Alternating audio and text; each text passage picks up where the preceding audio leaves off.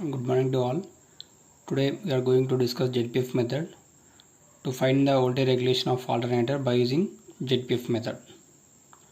It is also called as a Pottier method. So before going to discuss ZPF method, first to have to learn the ZPF characteristics, zero power factor characteristics. This characteristics in between voltage versus field current, at which condition armature current is constant, power factor is ZPF lag, and speed is constant. At this condition, to draw the characteristics voltage versus field current. So in this graph, this voltage, the y-axis denotes the voltage and x-axis denotes the field current. First of all, draw the OCC characteristics. So from the OCC characteristics means the curve draw in between induced EMF versus field current. Simply field current value is increases, then EMF also increases. Simply EMF also increases. This is the OCC characteristics. Next, output draw the ZPF characteristics. So this is the circuit diagram to draw the ZPF characteristics. From this circuit diagram, from this test to draw the ZPF characteristics. So in this circuit diagram, so this is the stator winding of alternator. This is the rotor winding of alternator. So in this rotor winding means the field winding is connected to 1 ammeter. So input is DC voltage and applying some mechanical energy. So here this is the stator winding of alternator. So here from the three-phase variac, from the three-phase voltage supply, we are giving the three-phase inputs. So in this stator side, 1 ammeter, 1 voltmeter is connected. So this ammeter indicates armature current value, and this is the voltmeter, and this ammeter indicates the field current value. So before going to draw the ZPF characteristics, so observe the voltage versus field current, at which condition armature current is constant. Simply this ZPF characteristics to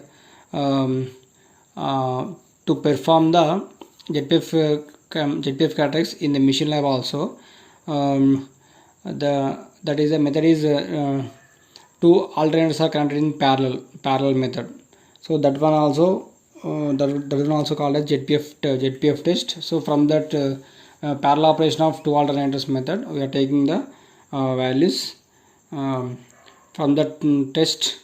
So simply put the IA value and note down this voltage values and field current values, then to draw the ZPF characteristics. So here observation is field current value is 2 amps, but you got voltage value is 0. So due to the demagnetizing effect, you got the voltage value is 0 from the some field excitation. So here 2 amps is the excitation and voltage is 0. So our ZPF characteristics starts from here. So this point indicates A, this point indicates B. So here to and here to draw the ZPF characteristics from this circuit diagram, and this is the some approximate values. So IA value is constant, field current value is for example 2 amps, but voltage value is 0 volts because of demagnetization effect due to the lagging loads. So after that, increasing the excitation and voltage value also increases. So this is the zero power factor characteristics. Next, after that, so already in the previous classes we are discussing two methods, EMF method and MMF method. So here mainly these two methods are based on the total synchronous reactance. So but in this ZPF method, it is mainly based on the separation of reactances due to leakage flux and that due to armature reaction flux. So here simply I into XL drop is separated and armature reaction flux also separated. So after draw the ZPF characteristics, after draw the Pottier triangle, so this is the IXL IXL means that is a reactance due to leakage flux. So this one is separated, and this is the armature reaction flux. So this one is, both are separated from the ZPF test. So that's why the ZPF test is a more accurate results. You got more accurate results. Next, how to draw the Portier triangle. So from this OCC and ZPF characteristics. Okay. First of all, so this is the x-axis represents the field current or MMF. X-axis represents the y-axis gives the voltage values. So first to draw the OCC curve. First step by step.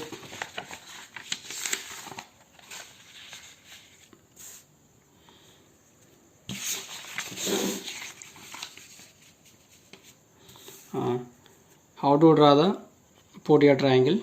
Okay, first you have step by step. So first step is step 1 is first to draw the OCC curve. OCC curve means the curve will draw between voltage or induced EMF versus field current. So first OCC curve is completed. Next to draw the ZPF characteristics.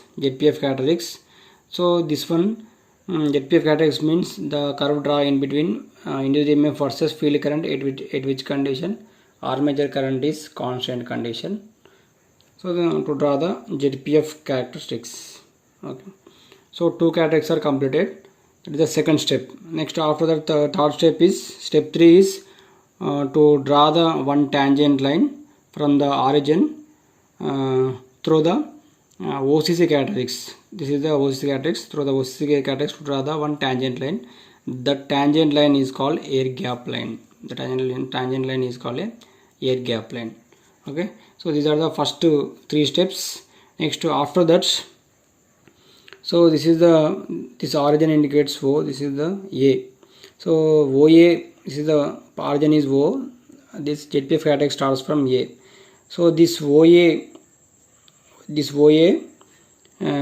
Next to ZPF characteristic ending point is B. Starting point is A and ending point is B. Okay. So this OA distance or this OA equal and parallel to from this point from beam points to draw the one parallel line. So OA in parallel to this OA in parallel to this BC. So this BC. So this is the BC. Next, after that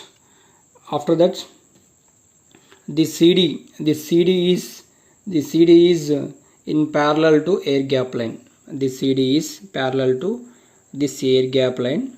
This is the air gap line. So these two are in parallel. So you got one point. That point is called D. Simply join this D point and this B point. Join this D point and B point. Next, after that, to draw the one line vertically. So draw DF perpendicular to this is the DF. The DF is perpendicular to this BC line. DF is perpendicular to this BC line. Okay. So finally, this B, the right angle triangle BFD is called a Portier triangle.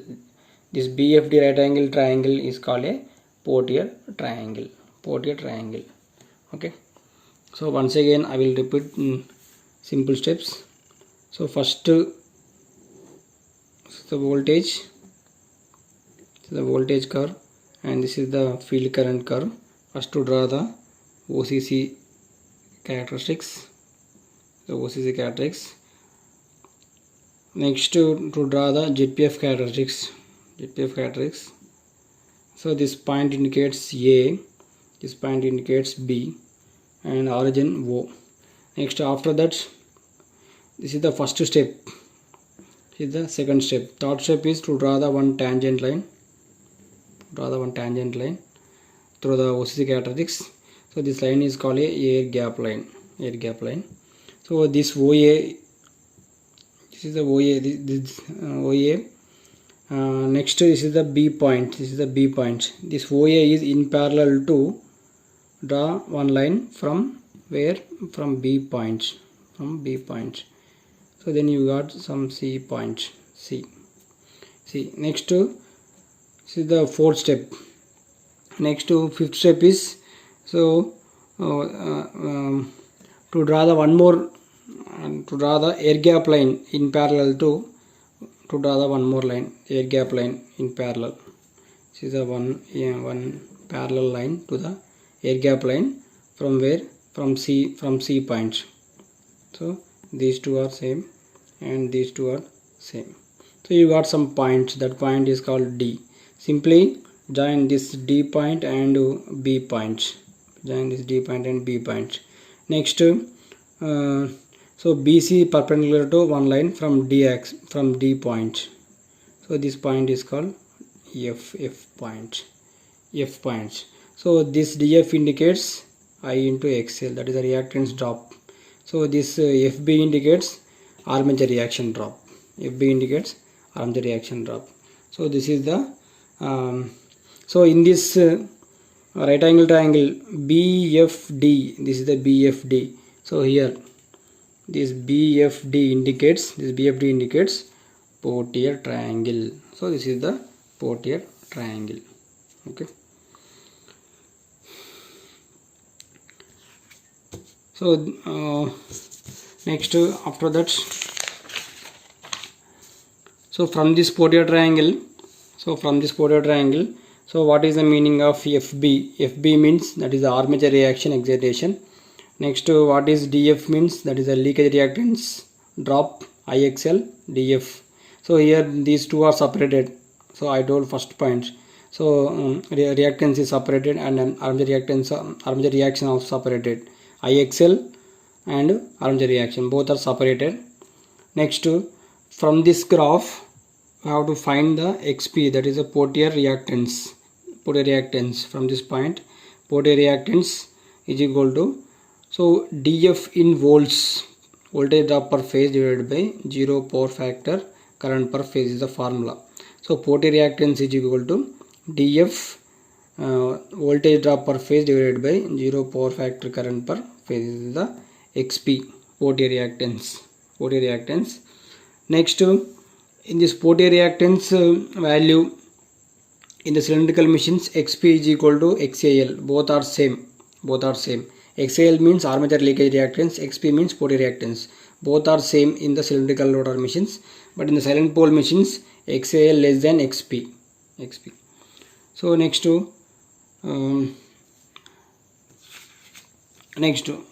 if suppose in the ZPF characteristics or ZPF method, if suppose to solve the problems, this is the vector diagram.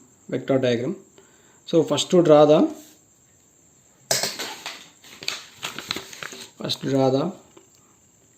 vector diagram. Problems point of view very important. So first to draw the voltage vector. Next to draw the current. This is the lagging. This is a pi. So after that, so you have to take the armature leakage reactance drop IXL. You got some one point.